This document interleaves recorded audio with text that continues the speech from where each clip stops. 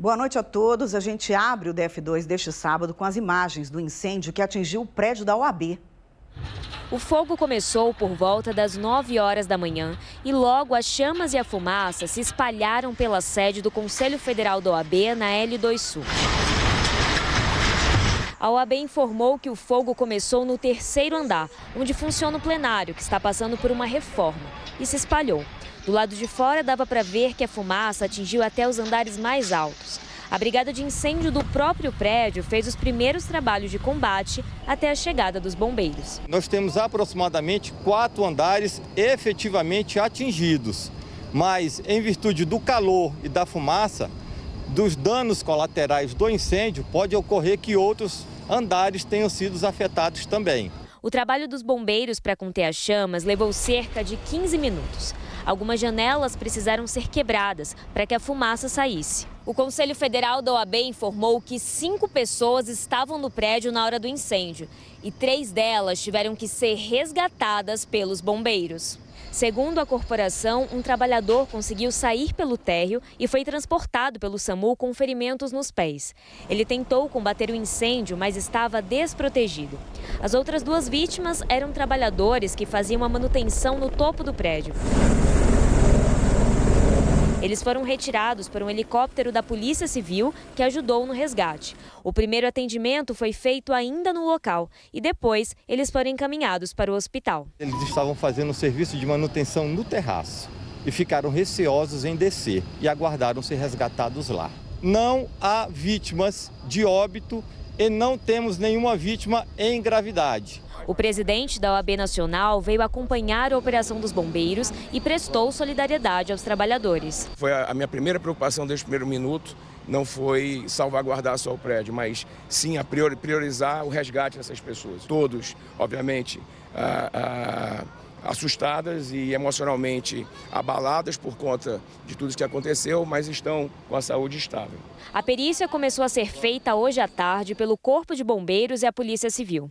A Defesa Civil ainda vai avaliar se o fogo afetou a estrutura do prédio. Agora a gente tem que aguardar uma informação precisa sobre a estrutura do prédio, se está em condições de voltar a funcionar plenamente. As pistas ao redor do prédio ficaram bloqueadas para o trabalho das equipes dos bombeiros. A fumaça era vista de longe. A ministra do STJ, Daniela Teixeira, veio para o local assim que soube do incêndio. Eu fui advogada há 27 anos e trabalhei aqui no Conselho Federal por 18 anos. Então eu tive a sensação de que a minha casa estava pegando fogo. E eu vim correndo para cá com o coração na mão, rezando e falando o nome de cada um dos funcionários. A OAB informou que todas as vítimas já estão em casa e disse ainda que todos os dados estão em nuvem e o centro de armazenamento físico desses dados não foi afetado. Uma pancadaria num bar na Asa Norte virou caso de polícia com uma vítima ainda internada no hospital e um agressor preso. Repare nesse homem de bermuda sentado perto da porta do bar na 410 Norte. Logo depois aparece um outro homem em pé e eles começam a conversar. Em seguida, o homem de bermuda se levanta. O ânimo parece acalorado e as agressões físicas começam. O agressor aplica um golpe conhecido como mata-leão. Depois, coronhadas. Outras pessoas se juntam à briga. Nesse momento, o responsável pelo bar fecha as portas, mas a briga apenas muda de endereço. Minutos depois, o homem de bermuda aparece no pilotis desse bloco residencial da Asa Norte. Um dos agressores vem atrás com um pedaço de pau. Ele dá vários golpes. Outro homem aparece para agredir. Mesmo com a vítima já caída no chão, eles continuam. A vítima é o músico Uriel Rander, de 28 anos. Ele foi socorrido por uma equipe do Corpo de Bombeiros e está internado no hospital particular em Ceilândia, com fratura no nariz e ferimento na coluna. Ele disse que toda a confusão começou porque um funcionário pediu para que ele não fumasse no local. Estava tomando uma cerveja e fumando fora do bar.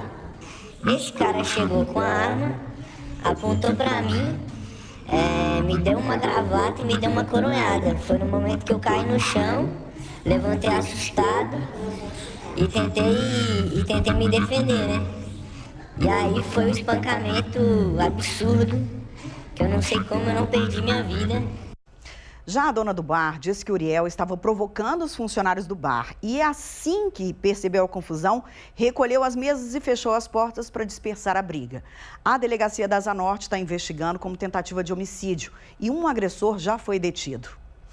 Uma nova lei distrital determina que os comerciantes deixem bem claro na hora de uma compra a regra que o cliente só fornece os seus dados pessoais se quiser.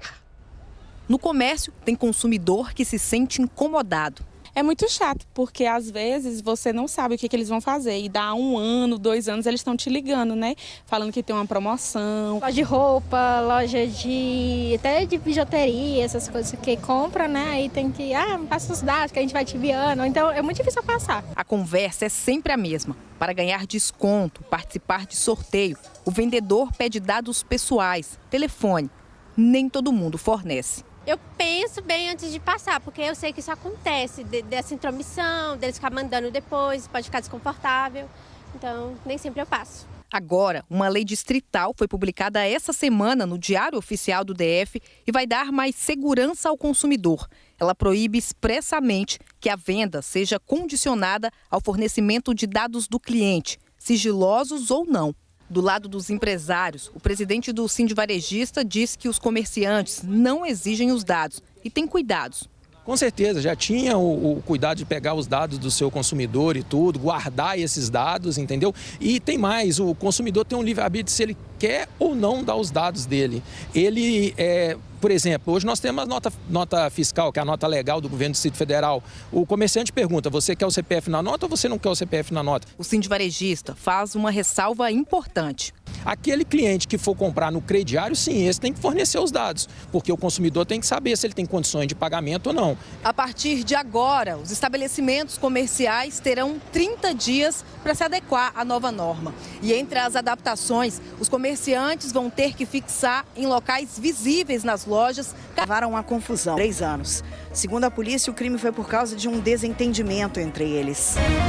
Na quadra 1 do Parkway, perto do Bandeirante, uma cerca e um quintal estão no caminho de uma nova pista. Os vizinhos temem que a curva deixe a nova estrada mais perigosa. O projeto de duplicação previa uma curva para desviar do muro. Mas a Secretaria de Obras agora informou que precisa construir também um ponto de ônibus no local. Por isso, o governo diz que está negociando a desocupação do espaço. Se não houver acordo, o DF Legal deve ser acionado. Até as paradas de ônibus estão virando abrigos improvisados para pessoas em situação de rua. Essa em Ceilândia tem barraca, colchão, vários eletrodomésticos e até máquina de lavar. Nesta outra parada, na M Norte, em Taguatinga, 2 homens passam o dia e a noite por lá com os cachorros.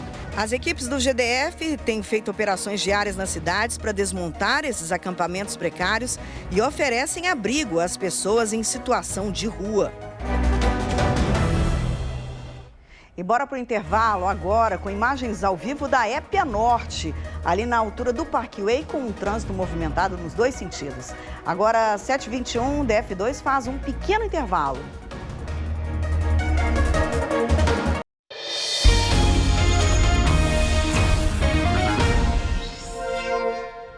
7h23, agora as últimas notícias. O metrô terá o horário ampliado amanhã, para atender a parada LGBTQIA+, na Esplanada. Então, das 7 da manhã às 7 da noite, terá embarque e desembarque em todas as estações. Depois das 7 da noite às 10h30 da noite, o embarque será somente na estação central, com desembarque em todas as estações. E desfile sobre 2 rodas. À tarde, o eixo monumental ficou lotado de motociclistas. Do alto, dava para ver o tamanho do comboio que saiu da Granja do Torto e passou pelos principais pontos turísticos da capital. Milhares de motociclistas fizeram um trajeto de 60 quilômetros. O passeio fez parte da programação oficial do Capital Moto Week e também celebrou o Dia do Motociclista, que é hoje. E já emendando aí, a gente encerra o DF2 de hoje com imagens lá da Granja do Torto, onde o maior evento de moto e rock da América Latina termina nesta noite. Capital Moto Week, na despedida tem a atração principal, que é a cantora Fernanda Abreu, que vai se juntar aí à banda Blitz. Aproveite a noite, um ótimo domingo. E lembrando, a Globo vai transmitir o show hoje, ao vivo.